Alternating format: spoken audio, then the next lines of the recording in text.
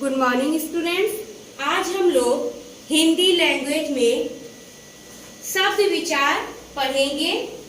शब्द विचार पढ़ने से पहले हम लोग यह जानेंगे कि शब्द किसे कहते हैं। शब्द किसे कहते हैं?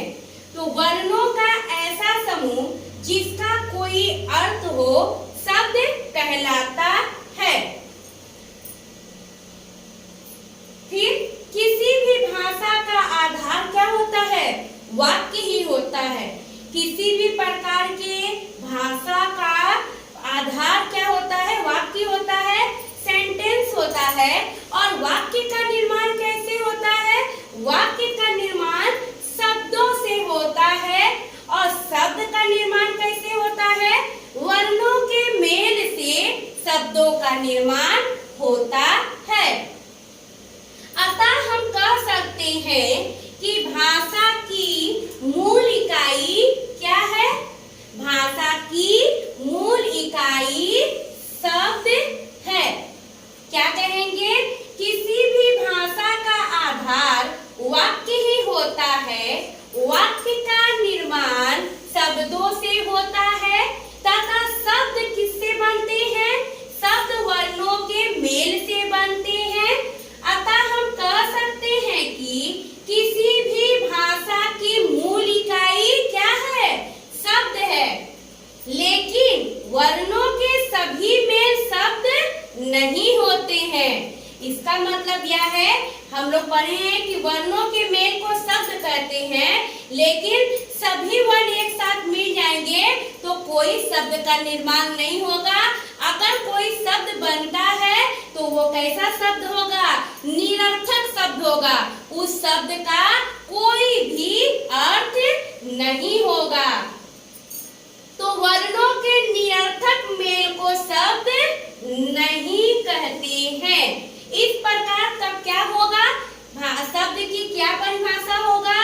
वर्णों का ऐसा समूह जिसका अर्थ हो, जिसका कोई सार्थक अर्थ हो, वह शब्द कहलाता है। शब्द भाषा की स्वतंत्र इकाई है।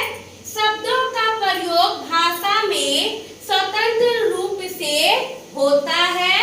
शब्दों का प्रयोग भाषा में कैसे होता है? स्वतंत्र रूप से होता है। जैसे मेज, कलम, ईमानदार, सुंदर सभी हिंदी के शब्द है।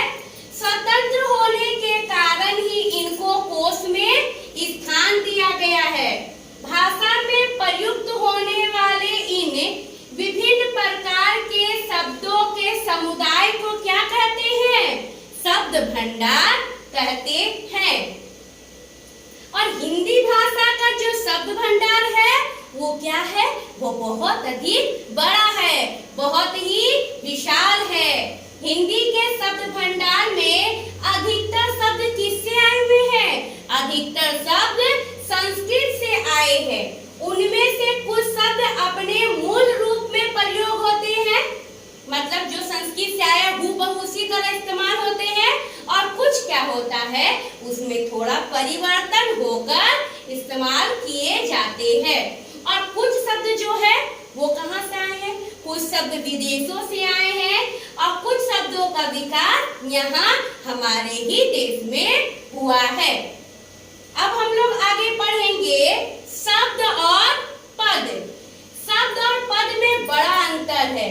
जब हम शब्द को वाक्य में प्रयोग करते हैं तो उसके रूप में थोड़ा परिवर्तन आ जाता है।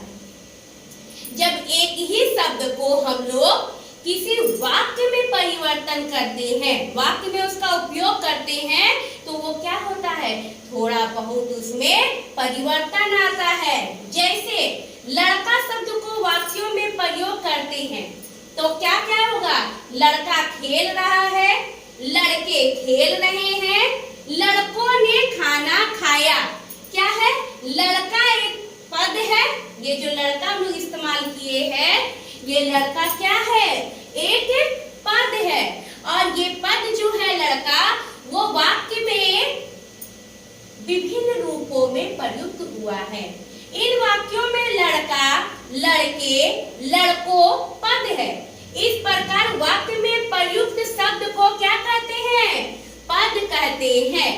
और शब्दों के कितने भेद हैं, तो एक बार अच्छी तरीके से जान लीजिए कि हम लोग जब कभी भी पढ़ते हैं शब्द को, तो शब्द का जो वर्गीकरण है, शब्दों को जो विभाजित किया जाता है, वह उनके आधारों पर बांटा जाता है।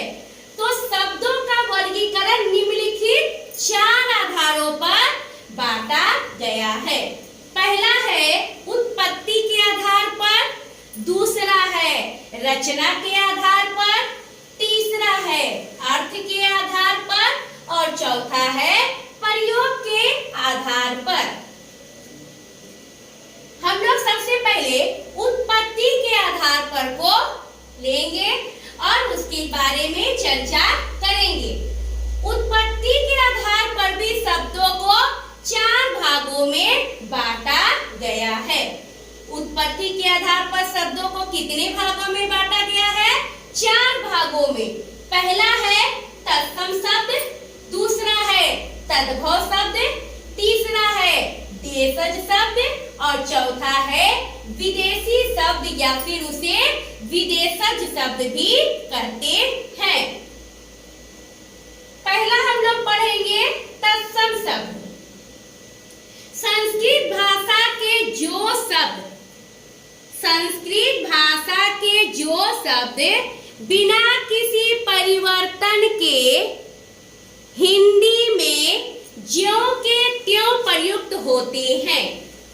तत्सम शब्द में क्या होता है, तत्सम शब्द में सभी शब्द जो होते हैं वो संस्कृत भाषा से आए हुए होते हैं और उनका हिंदी भाषा में प्रयोग हूबहू, ज्यों का त्यों मतलब जैसा है सेम उसी तरह से उसका प्रयोग हिंदी भाषा में होता है। जैसे दुग्ध, गौ, घृत, वायु, अनल, ग्राम, दंत आदि और अनेक सारे शब्द हैं। अब है तद्भव शब्द। तद्भव शब्द का अर्थ ही होता है उससे उत्पन्न होना, मतलब किसी भी भाषा से उत्पन्न होकर अपनी भाषा में आना। तो संस्कृत शब्दों से बिगड़कर, देखिए जब संस्कृत शब्द का जो शब्द है वो हिंदी में हूबहू इस्तेमाल होने लगता है तो उसे तत्सम शब्द कहते हैं। लेकिन जब वह हूबहू इस्तेमाल ना होकर उसमें थोड़ा बहुत सुधार करके, थोड़ा बहुत परिवर्तन करके प्रयोग करते हैं, तब उसे क्या कहते हैं हम लोग, तद्भव शब्द। तद्भव शब्द का अर्थ है उससे उत्पन्न या उससे होना। संस्कृत शब्दों से बिगड़कर बने शब्द जो हिंदी में प्रयोग किए जाते हैं वे तद्भव शब्द कहलाते हैं। तद्भव शब्द किसे कहते हैं, पहले हम लोग इन दोनों को अच्छे तरीके से अंतर समझ लेते हैं। तत्सम, सम मतलब होता है समान, यानी संस्कृत में जो शब्द है वो हूबहू हिंदी में इस्तेमाल होता है तो उसे तत्सम कहते हैं।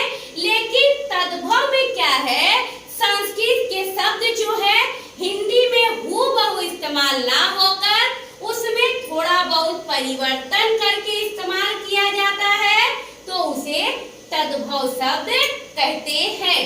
जैसे दूध, घी, गऊ, गाय, सूरज, गांव, दांत आदि। दुग्ध को क्या बोलते हैं संस्कृत में, दूध को दुग्ध, घी को घृत। तो घी घृत को ही हम लोग थोड़ा सुधार कर तद्भव रूप में क्या लिखने लगे, हिंदी में घी लिखने लगे। गौ संस्कृत का शब्द है उसको सुधार कर हम लोग हिंदी में गाय लिखने लगे। ठीक है, उसी तरह ग्राम को गांव, दंत को दांत हम लोग धीरे धीरे संस्कृत के शब्दों को अच्छे तरीके से सुधार कर हिंदी भाषा में प्रयोग करने लगे।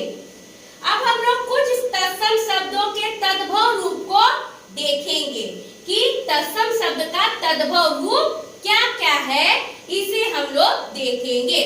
अग्नि का आग, बधिर का बहरा, कार्य का काज, कपूर का कपूर, शीर का तीर, भिक्षा का भीख, तीक्ष्ण का तीखा, पर्यंक का पलंग। इसी तरह से और अनेक सारे शब्द हैं जिसे हम लोग क्या करते हैं, तत्सम से तद्भव रूप में इस्तेमाल करते हैं। इन सभी शब्दों को हम लोगों को अच्छे तरीके से याद कर लेना है। जैसे ससुर को हम लोग क्या लिखते हैं, ससुर। नशिका नाक, गृह घर, उष्ट्र का ऊंट, दिवस दिन। तो धीरे धीरे क्या होता है, उसके रूप को सुधार कर हम लोग लिखने लगते हैं। अब है देशज शब्द। देशज, देश मतलब अपने ही देश में बोली जाने वाली, हिंदी शब्द में अपने ही देश में बोली जाने वाली हिंदी भाषा का जो इस्तेमाल किया जाता है, हिंदी शब्दों का जो इस्तेमाल किया जाता है, उसे देशज शब्द कहते हैं। जो शब्द स्थानीय भाषाओं में से हिंदी में प्रयुक्त होते हैं उसे देशज शब्द कहते हैं। जैसे पगड़ी, थैला, पिल्ला, पेट, झोपड़ी, झगड़ा आदि। अब है विदेशी शब्द।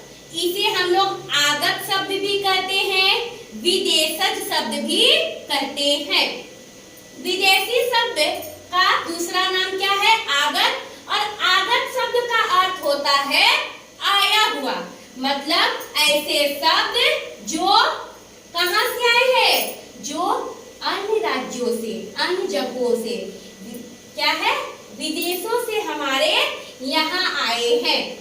हिंदी भाषा में बहुत से विदेशी शब्द प्रचलित हैं जो विदेशी संपर्क से हिंदी में आ गए हैं। वे शब्द जो दूसरी भाषाओं से आए हैं उन्हें विदेशी या आगत शब्द कहते हैं। जैसे स्कूल, स्टेशन, इंजन आदि। अब जो ये विदेशी शब्द है, आगत शब्द है, उसमें भी कहां-कहां के शब्द आए हैं, अंग्रेजी के शब्द आए हैं, अरबी फारसी के शब्द आए हैं, पुर्तगाली के शब्द आए हैं और तुर्की के शब्द आए हैं। देखिए अंग्रेजी के बहुत सारे शब्द आए हैं, जैसे nurse, diary, doctor, company, agency, inspector, ticket, television, driver. ये सब क्या है, अंग्रेजी से आए हुए शब्द हिंदी में प्रयुक्त होते हैं। और अरबी फारसी से भी है अक्ल, अखबार, अगर, अमरूद, गिरफ्तार, चम्मच। ये सारे शब्द क्या है, अरबी फारसी से हिंदी में आए हैं। फिर है पुर्तगाली शब्द, जैसे तौलिया, तिजोरी, तंबाकू, गोदाम, गमला, चाबी। ये सारे शब्द पुर्तगाली शब्द है जो पुर्तगाल से हमारे देश में आए हैं। अन्यथा है तुर्की शब्द, जैसे चाकू, चीक, चेचक, तमगा, तोप, सौगात, बेगम। ये सब क्या है, तुर्की शब्द है जो हमारे देश में, हमारी हिंदी भाषा में प्रयुक्त किए जाते हैं। आज की कक्षा में हम लोग यहीं तक पढ़े हैं। फिर नेक्स्ट क्लास में हम लोग इनके विभिन्न आधारों को, शब्दों के विभिन्न आधारों को पढ़ेंगे।